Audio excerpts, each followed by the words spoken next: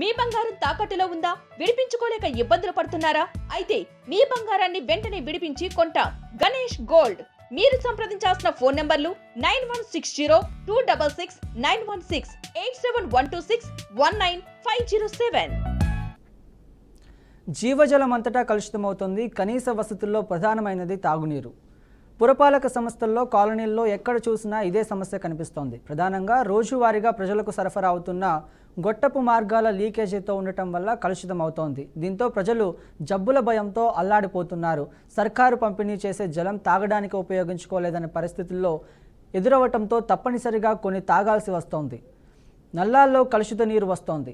తాగలేకపోతున్నామంటూ ఖైరతాబాద్లోని రాజ్ నగర్ బస్తీవాసులు జలమండలి ప్రధాన కార్యాలయం వద్ద ఖాళీ బిందెలతో నిరసన చేపట్టారు. నల్లాల్లో కలుషిత జలాలు వస్తున్నాయని 2 నెలల కిందట సోమాజిగూడలో డివిజన్ కార్యక్రమంలో లిఖితపూర్వకంగా ఫిర్యాదు చేసినా ఇప్పటిదాకా స్పందన లేదన్నారు. పలు కార్యక్రమాల్లో ఫోన్ కాల్స్ చేసి విన్నవించుకున్నా కూడా వారి మనసు కరగలేదని ఆవేదన వ్యక్తం చేశారు. బస్తీలో సెవరేజ్ పైప్ లైన్లు పొంగుతూ తాగునీటి పైపుల్లో కలుషితమవుతున్నాయి. దాంతో ఈ నీరు తాగలేక కొందరు బయట కొనుక్కుంటున్నామని తెలిపారు. చాలామంది సమీపంలో మారుతి నగర్ నల్ల వచ్చినప్పుడు అక్కడి నుంచి భుజాలపైన మోసుకొని తెచ్చుకుంటున్నట్లు వివరించారు. ఈ సమస్యను జలమండలి ఎండీకి కలిసి ఫిర్యాదు చేసినందుకు గాను ఖాళీ బిందెలతో ఖైరతాబాద్లోని జలమండలి ప్రధాన కార్యాలయంలో చేరుకున్నారు. ఎండీ అందుబాటులో లేకపోవడంతో కార్యాలయంలో అధికారులు వినతి పత్రం అందజేశారు. కార్యాలయం ఎదుట ఖాళీ బిందెలతో నిరసన ప్రదర్శన నిర్వహించారు. నగరం నడిబొడ్డున రాష్ట్ర ప్రమాద పౌరుడి నివాసం ఉండే రాజ్ భవన్ ఎదుటే ఉన్న రాజ్ నగర్ బస్తీలో 2.5 మాసాలుగా కలుషిత జలాలు వస్తున్నా పట్టించుకోవడం లేదంటూ అధికారుల నిర్లక్ష్యం కళ్లకు కట్టినట్టు కనిపిస్తుందన్నారు నగర పౌరులు. వెంటనే బస్తీలో పైప్ లైన్లు సరఫరా చేసి కలుషిత నీటి సమస్యలను పరిష్కరించాలని స్థానికులు డిమాండ్ చేస్తున్నారు. అధికారుల తీరు మారకపోతే సచివాలయం ముందు ధర్నా చేసేందుకు గాను వెనుకబోమని హెచ్చరించారు. వాటర్ బోర్డు సరఫరా చేస్తున్న మంచినీరు చాలా చోట్ల కలుషితమై వస్తుంది. నల్లాల్లో వస్తున్న నీటిని మురుగునీరు కలుషితమవుతుందని జలం రోజు ఫిర్యాదు చేస్తున్నారు. కానీ క్షేత్రస్థాయిలో అధికారులు పట్టించుకోకపోవడంతో కలుషిత నీటి సమస్య తీరడం లేదు. కనీసం ఫిర్యాదులు వస్తున్న ప్రాంతాలపై కూడా ఫోకస్ పెట్టడం లేదు. చర్లపల్లి, ఉప్పల్, షాలిబండ, గౌలీపుర, శ్రీరామ్ నగర్, మూసాపేట, జనతా నగర్, భారత్ నగర్, జీవాయగూడ, బోరబండ, మౌలా అలీ తదితర ప్రాంతాల్లో నుంచి వాటర్ బోర్డు అధికారులకు ఫిర్యాదులు వస్తున్నాయి.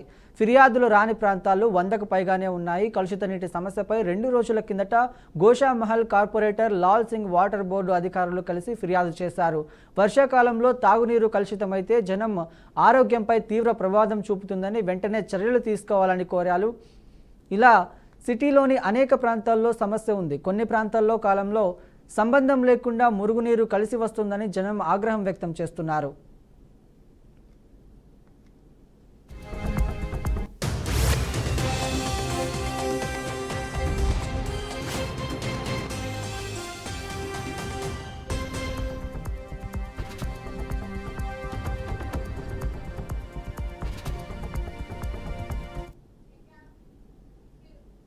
రైట్, ఇంకా ఇదే అంశానికి సంబంధించిన మరింత సమాచారం మా ప్రతినిధి సాల్మాన్ లైవ్లో అందిస్తారు. సాల్మాన్.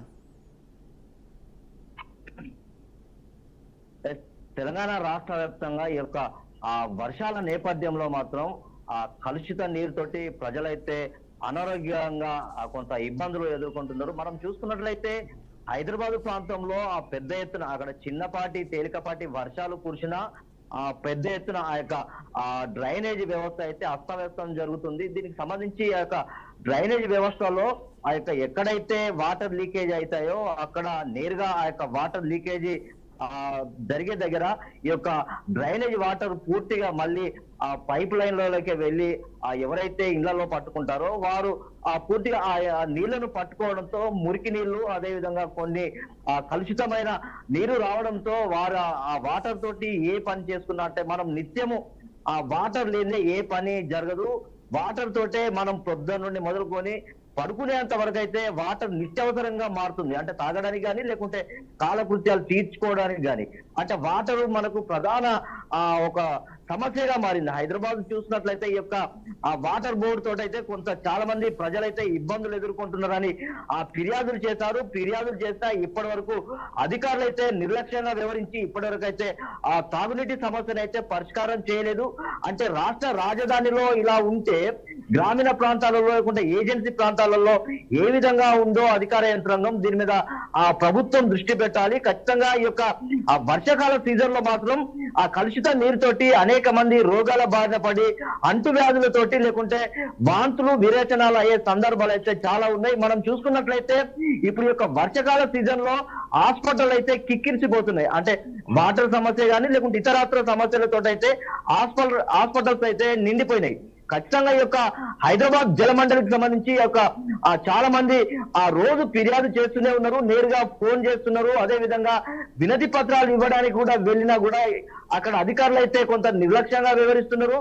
కొన్ని మనం చూసుకున్నట్లయితే వాటర్ బోర్డు ఎండిని కలవడానికి ఆ కాలనీ వాసులు అయితే పెద్ద ఎత్తున తరలి వెళ్ళినా ఇప్పటి వరకు అక్కడ ఆ వాటర్ బోర్డు ఎండి అయితే ఇప్పటి వరకు అయితే అక్కడ లేకపోవడంతో ఆ కింద అధికారులకైతే ఆ వినతి పత్రం సమర్పించారు. మనం చూసుకున్నట్లయితే ఖచ్చితంగా ఈ యొక్క ఆ కార్పొరేటర్ కూడా మనం అంటే రాష్ట్ర రాజధానిలో ఇలాంటి సమస్య ఉంటే జిల్లాలో ఎలాగో ఉందో మనకు స్పష్టంగా అర్థమవుతుంది. వాటర్ బోర్డు నిర్లక్ష్యంతో అనేక మంది రోగాల బారిన పడుతున్నారు. దీనికి సంబంధించి అయితే ఆ కార్పొరేటర్ కూడా లాల్ సింగ్ కూడా కార్పొరేటర్ కూడా కొంత అధికారులను కలిసి వినతి పత్రం ఇచ్చి ఖచ్చితంగా ఈ యొక్క ఆ వాటర్ సమస్యను తీర్చాలని ఫిర్యాదు చేస్తున్నా ఇప్పటి వరకు అయితే అధికారులు అయితే స్పందించలేదు.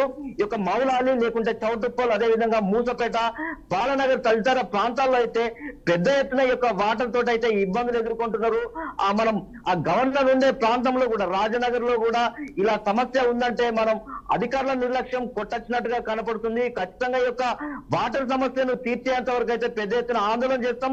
ఒకవేళ ఈ యొక్క అధికారుల నిర్లక్ష్యం ఇలానే ఉంటే ఖచ్చితంగా అసెంబ్లీ ముట్టడికి కూడా ఈ యొక్క ఆ కాలనీ వాసులు వాటర్ సమస్య మీద అసెంబ్లీ ముట్టడించేందుకైతే సిద్ధంగా ఉన్నారని ఆ కాలనీ వాసులు అయితే చెప్తున్నారు. ఖచ్చితంగా ఆ త్వరితగతిన ఈ యొక్క వాటర్ సమస్యను పరిష్కారం చేసి ఆ పేద ప్రజలకు ఆ మంచినీరు అందించే విధంగానైతే కృషి చేయాలి.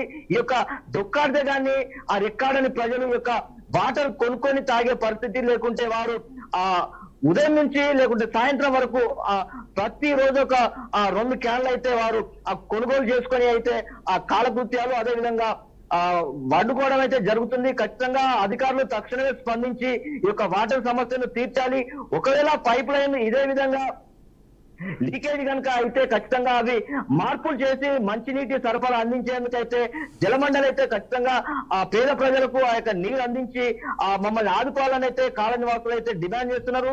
ఒకవేళ ఈ ప్రభుత్వ అధికారులు ఇదే నిర్లక్ష్య ధోరణితో వ్యవహరిస్తే ఖచ్చితంగా అసెంబ్లీని ముట్టడించేందుకైతే కాలనీ వాసులు పెద్ద ఎత్తున సమావేశమవుతున్నారు. అయితే సల్మాన్, మామూలుగా మనకు హైదరాబాద్ అంటే గచ్చిబౌలి లాంటి ప్రాంతాల్లో పెద్ద పెద్ద భవనాలు, రాష్ట్ర రాజధాని కాబట్టి దానికి సంబంధించి మనం రాజధానిగా మనం చూస్తూ ఉంటాం. అయితే అదే రాజధానిలో నీటి సమస్య ఉందంటే ఇది కాయిన్కి అంటే రూపాయికి 2 కోణాలు ఉన్నట్లు దీనికి కూడా 2వ కోణం అని చెప్పుకోవచ్చా సల్మాన్? మనం చూసుకున్నట్లయితే ఖచ్చితంగా ఈ యొక్క అధికారుల నిర్లక్ష్యం అయితే కొట్టచ్చినట్టుగా కనపడుతుంది. రాష్ట్ర రాజధానిలో ఇలా ఉండడం అయితే కొంత పేద ప్రజలను కొంత కాలనీ వాసులు అంటే స్లమ్ ఏరియాలో పేద ప్రజలైతే చాలా ఇబ్బందులు ఎదుర్కొంటున్నారు. మనం చూసుకున్నట్లయితే అంటే పెద్ద పెద్ద భవంతులు ఏర్పాటు చేసుకొని అక్కడ వారికి సంబంధించిన వాటర్ ప్లాంట్ కూడా ఏర్పాటు చేసుకుంటారు. కానీ పేద ప్రజలకు ఇలాంటి ఆ వాటర్ సమస్యతో అయితే అక్కడ అధికారులు అయితే కొంత నిర్లక్ష్యంగా వ్యవహరిస్తున్నారు. ఇందులో 2 కోణాలు ఉన్నాయి. అంటే ఖచ్చితంగా ఒకవేళ ఎవరైతే ఆ పెద్ద పెద్ద భవంతులు నిర్మించుకునే క్రమంలో పైప్ లైన్ డ్యామేజ్ అయ్యి ఆ లీకేజీల ప్రాబ్లం కూడా కొంత ఉందని స్పష్టంగా కనబడుతుంది. ఆ పెద్ద పెద్ద భవంతులు నిర్మించుకునే క్రమంలో పెద్ద పెద్ద లారీలు కానీ లేకుంటే ఆ డీసీఎం అలాంటి వాహనాలు రైట్. Thank you Salman.